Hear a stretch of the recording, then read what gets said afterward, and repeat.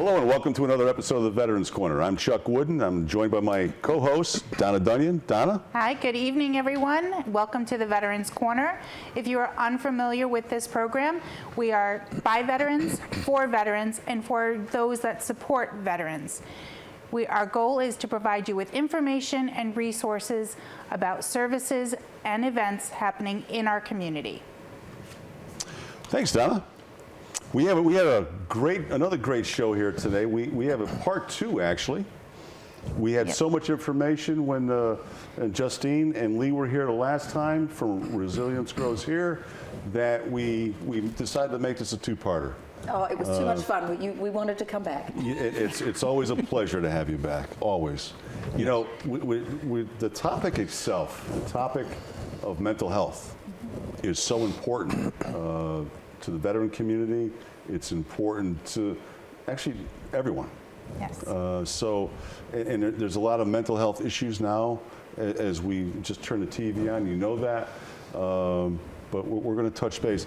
The first show, we touched on a few issues. Do you remember what they were? We did. I do. We talked a lot about the pandemic and how the pandemic has affected all of us in the community, but specifically the veterans.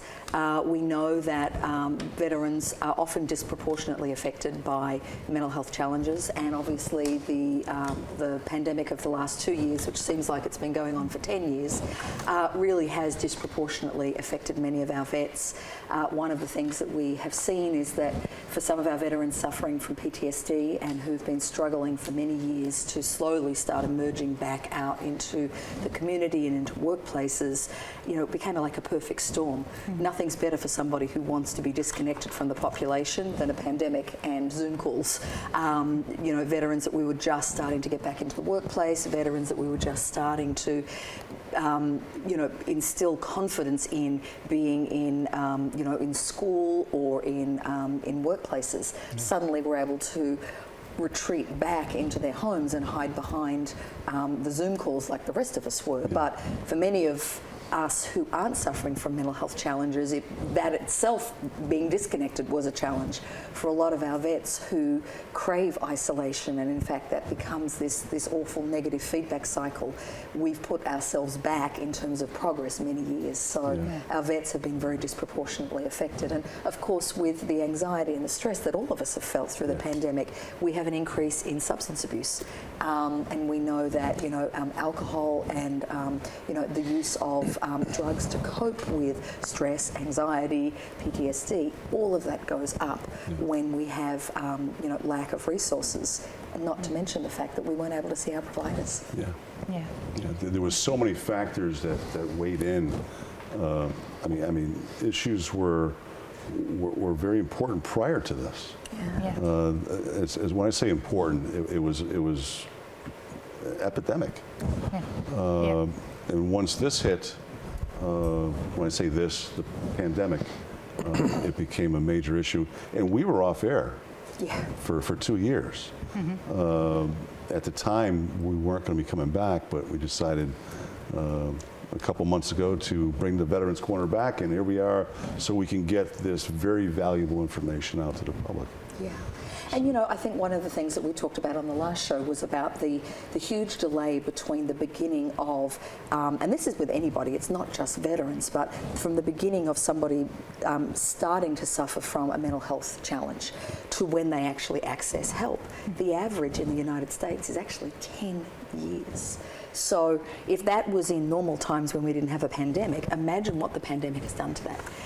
Where resources are tighter, where people have not been seeing their general care provider, they've not been following up on their routine visits to their healthcare professionals. The opportunities to catch those early warning signs are lost. So one of the important reasons for us to keep talking about mental health. So thank you for having us back, as always. It's great. And get used to it, because we'll have you back again. Oh boy. I'll have to find a different shirt to wear. All that you have to look forward to, Justine. Oh my goodness. So one of the things we talked about the last time you were here were the program, the Mental Health First Aid. why is that so important for communities to hold those types of programs? So one of the things that Resilience Grows Here, and Lee's been a part of Resilience Grows Here for many years, and as a vet has actually done the mental health first aid training. Yep. One of the things that the mental health first aid provides a community with is the opportunity to become mentally health literate. When we say that, it seems like a big and sort of a sexy word, but it's actually not. It's teaching us to be able to talk about mental health in the same way that we talk about physical health.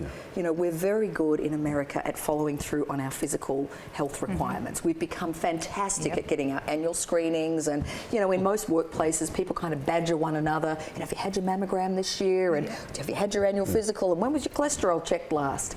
And we hold each other accountable to that. Yeah. But when does anybody ever say, when was the last time you went and saw your psychologist? Have you checked back in with your mental health specialist? No one talks about it. No one wants to say at work, I need an afternoon off because I've got to go and see my therapist. Yeah. There's a taboo-ness that sits around that. Stigma. Absolutely. Yeah. So that's part of what mental health first aid does, is it helps to provide people with an understanding of the fact that to be human is to have a mental health challenge. Yeah. Mental health and literacy, and what does it matter when you combine them together? So when people have the words to ask a friend or a colleague or a family member how they're feeling, when people feel confident in asking those questions, you seem to be struggling. Can I ask what's happening in your life? Is there something that I could do to support you? I've been through some struggles myself. I understand. I've got a good ear. I'm happy to listen. How can I help? Making that a priority and being comfortable in asking those questions allows people around you to feel safe enough to be able to trust you. It's like everything, we confide in people we feel safe with. Yes. And one of the magical qualities of many of our veteran programs is that veterans speak to veterans. But veterans aren't always the first person to identify that there's a problem in another vet. Often it's a family member, sometimes it's a neighbour, sometimes it's a work colleague. So all of us need to be a safe port. All of us need to be somebody that can be trusted and can feel like a safe place to confide if we're struggling and not be judged. Yeah. Well, a lot of times too, as veterans, and Lee, I'm sure you'll agree with this, is that the only time you're really going to know, even as a family member, is when you let your guard down a little bit and you let something out. Mm-hmm. And that could be with a family member, a friend, it could be anywhere. Yeah, but we're trained as veterans, military, not to show that. Yeah. It's a bad thing. It's a stigma that you're not supposed to show it, but so I mean, it's even though it could be with the people that you're closest to, it doesn't necessarily mean that. It could be wherever you are at the time that you weren't thinking and let it out. Yeah. And sometimes it's particularly with, well, not just particularly with our vets, it can happen to anybody, but when someone's got an underlying issue, it often manifests in ways that, we as the general populace look and say, oh, I wonder why that person's so angry, or I wonder why that person keeps cancelling on our lunch dates, or I wonder why that person is quick to tears, or I wonder why that person keeps avoiding this situation. And often we project an answer onto that rather than having the courage just to say, hey Chuck, why do you keep cancelling our coffee dates? Yeah. Feeling comfortable to say that rather than assuming something. A lot of mistakes happen when we make assumptions, and we need to provide people with an opportunity to talk about what's happening in their lives and not to feel as though they're going to be judged for confiding in us. Yeah. And as someone on the outside of it, it's important for us to know what questions to ask, how to phrase those questions, because that could make the difference. And just being comfortable with yourself to know that you have just enough knowledge to empower that veteran or family member, whoever it is, to go to the next step and do something more substantial about their issues. Absolutely. And, you know, part of from the work we've done with veterans and veteran families, one of the things we know is that veteran families are often the first to know something's not right. But veteran families are probably the most protective group of people I've ever met. There is a feeling of my veteran, my hero, has been through enough. My hero has given enough, and I'm not going to let you stereotype them. I'm not going to let you put a label on them. You know, I'm going to protect them. I'll fix it. And mental health challenges are meant to be carried by our community. They're not meant to be carried by any one individual. And for our vets' families, they need to know at those early signs, that's the time to reach out for help. You know, mental health first aid really drums into all of us that the sooner we get help, the smaller the problem. The longer we wait, the bigger the problem. Smaller problems take less resources and less time to find a solution to. Larger problems become much more complicated, and people start to have real life impacts when we let things go too long. You know, people lose their jobs, they lose their relationships, they struggle to function, they struggle to go to school. Getting in early is so important. As we discussed on part one, and I think we've had discussions on this before, the longer you wait, the more it solidifies in you. Yeah. It turns to concrete, so to speak. Yeah. You know, so it's very important to get help, recognize that you need help, or recognize a family member needs help, or even a friend, to get them that help as soon as possible. The outcome, the positive outcome, will be a lot quicker if you do that. The longer you wait, years down the road, it's going to be that much longer to be able to recoup. Yeah. And you know, one of the things with our Resilience Grows Here team, our Resilience Grows Here veterans, that we're really proud of is all of our team members have walked that walk. All of our team members are comfortable in talking about their own mental health challenges and struggles. All of us have had them, me included. And being able to say to another person, it's okay, I've been there. It's okay. It's okay not to be okay. I think there's a slogan in Australia. It's okay not to be okay. Like, it's perfectly fine to be having a difficult period. And I'm here. I'm an ally. I'm a partner. I'm someone who can help to guide you to the resources that you need. You know, one thing that we jumped right into this show. We wanted to get into it because it's such an important topic, Donna, is that we forgot to introduce our guests. You know, I'm sitting, we're talking. You know them by now. You guys remember them from the last time, right? The first part. The lady with the strange Australian accent. Yeah. Who is that? We let the door open and Justine just walked in. No, I'm only kidding. It happens, unfortunately, guys. You know, we'll start to my right. Justine Ginsburg. She's a registered nurse. She's with the Farmington Health District, Valley Health District. And I mean, she's got so many titles. I'll let her tell you what those are. But she's obviously extremely knowledgeable in this subject, and that's why we like having her back. So, you know, I thought it was important that we reintroduced our guests. If you didn't see the first part. Well, then we have Lee Wilson. Well, yeah, I was going to get to that. I didn't know if you wanted to. Well, I was going to say, I I actually forget the titles. They're the least important part. Yeah. Probably my greatest accomplishment is our Resilience Grows Here team. I mean, Lee Wilson is one of the team at Resilience Grows Here, and also with the VFW. And it's veterans like him, it's men like him who have the courage to talk about, you know, what happens when suddenly things get a little dark, and to keep stepping up and keep stepping forward and keep spreading the word. I mean, that's my greatest achievement, is letting these guys have the floor. So, Lee? Well, Justine's helped me a lot, just to feel normal, and it's a tough road, and once you start talking about it, it makes it a lot easier. Yeah. So, Lee, our second guest. He's got a lot of titles too. He does. Commander of the VFW Post 1926 out of Simsbury, which I'm a member of.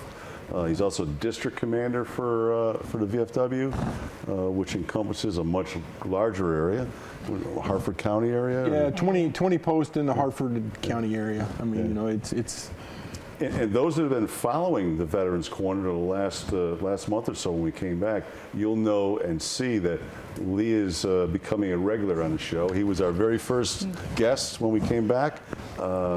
He was here 2 weeks ago. You're here again.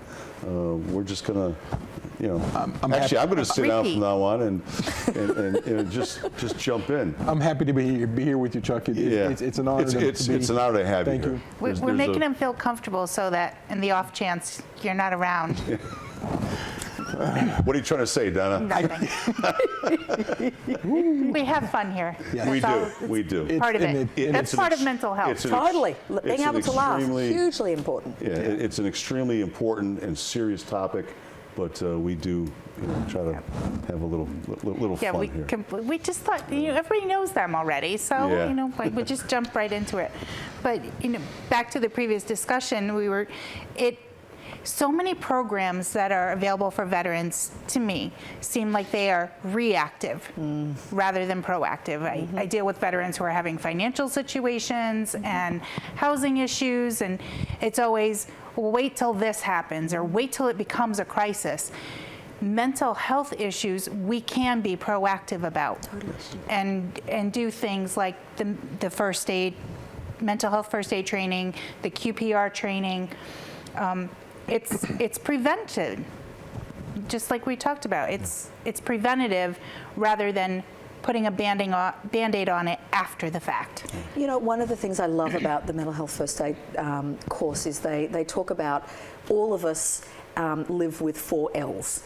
Our ability to live, laugh, love, and learn. And that's what makes us human.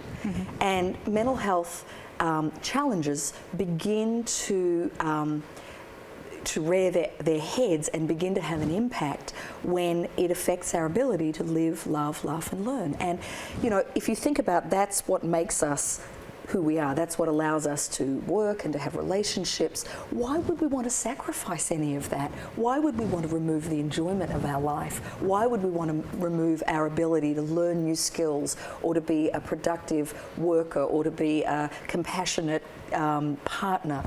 And mental health has the ability to increase your ability to do those things or to really hamper those. And why wouldn't we want to get in as early as we can and give people the life skills? So much of what we do at RGH is giving people a toolbox, recognizing none of us are the same.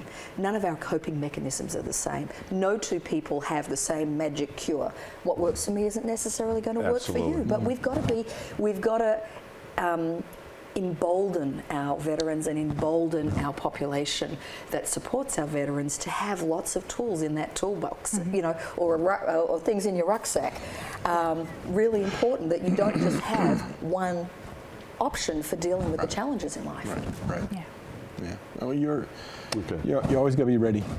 One thing that we want to, before we continue, is we also had another guest. Yeah, he's very quiet. Have you noticed? We didn't even need to mic him up tonight. No. Well, after the last show, we didn't want to mic him up. No, he was very disruptive. Disruptive and talkative. You want to tell us a little about the I calendar? will. So this is Algie. And I just moved him. I'm so sorry. I'm going to put him right back where he belongs.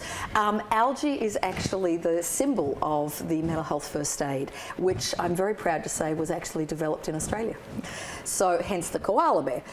So Algie, and when you do the mental health first aid course, you'll know what Algie stands for, but it's a little bit like with CPR, Dr. ABC. It helps us to remember the steps.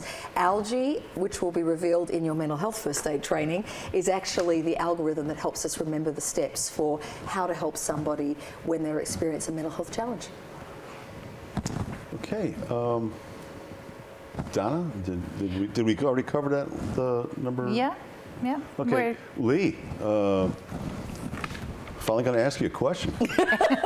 I'm ready. Sit here and say, I can see the eye contact. When are you going to talk to me? We're all having fun. I'm happy. Well, Lee, what are some of the barriers to talk about for veterans? I mean, why do you think the stigma that those barriers have created? Why do you think they exist? Well, veterans are proud people. They're honored. They've served our country. They don't want to feel diminished or unable to do their job. The biggest barrier for, I don't know, being in the military is mental health is not something you talk about, because you talk about it, then you wind up demoted. And it's just hard, and the veteran always thinks he's got to be brave and selfless and not have a problem. And we all served our country, and now we're home, and it's just not having a mental health issue or a problem is not something that a veteran talks about or understands. And sometimes they've had it for so long that they think that there's no way they can get help for it or get a cure. They just live with it. Yeah. I've sat with so many vets over the years, and I've had the honour of sitting with so many of our heroes. And for every vet that is struggling, who says, I shouldn't be feeling this way, or this isn't what a warrior does, or this isn't how a warrior feels, I always say the same thing, and I mean it from the bottom of my heart. It is the bravest thing in the world to admit when you need help. That's a warrior. That's the heroes in this world, are the people who say, you know what, I've given my everything. I've given my everything to this country. I've given my everything to my fellow veterans. I need help now. Like my cup is empty. Like somebody, can someone fill my cup? Like I need to have someone tap in, and that takes courage. And I think it's as much as the image is there that warriors don't ask for help, I think that the bravest warriors do, and I think that's part of what people like Lee and the team at the RGH program show us, is that these are the strong guys and the strong girls who just say, right now I need a bit of help. Yeah. Right now I need a battle buddy. We've got about 3 minutes left. Oh, how does that Yeah, happen? it goes like that. Hi again. Lee, I want to ask you one more thing. What is the best way to engage a veteran who feels the need for extra support?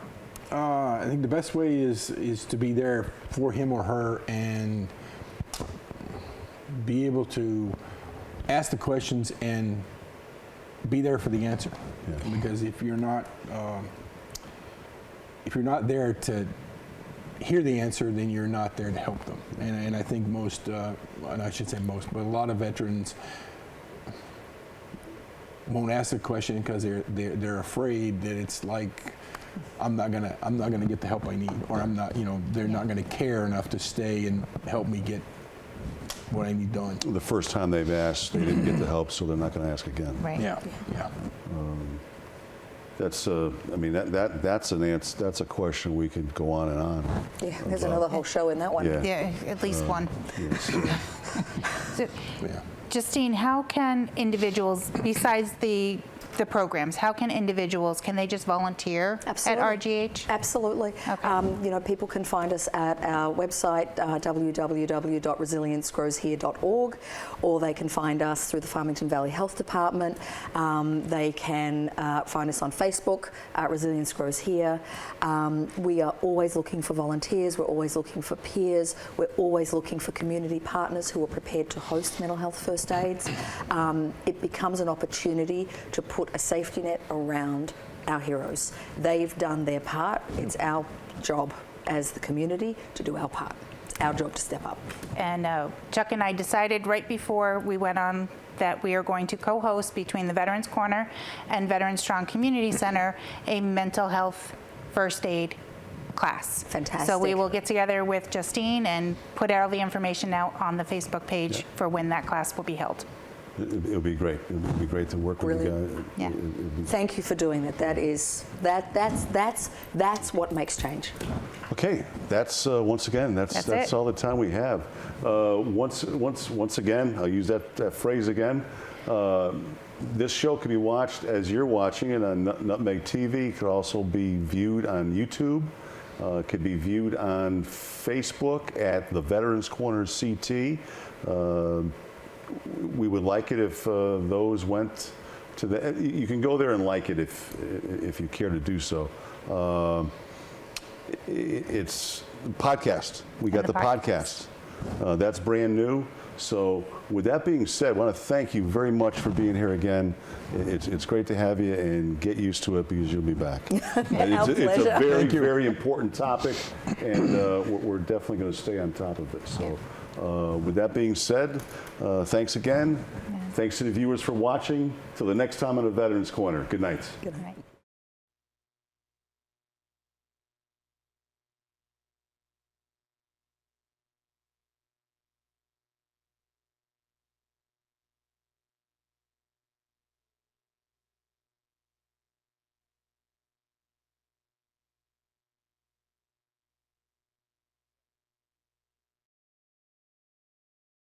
The Saybrook Fish House in Canton has been serving fresh seafood, chicken, and steak entrees for 34 years, offering 3 cozy dining room settings, a newly renovated pub with craft beer, wine by the glass, specialty cocktails, and a lighter fare menu. Open for lunch and dinner 7 days a week. Reservations accepted for parties of 2 to 42, and gift certificates are also available. The Saybrook Fish House, nestled at the crossroads of Route 44, 202, and 179 in Canton.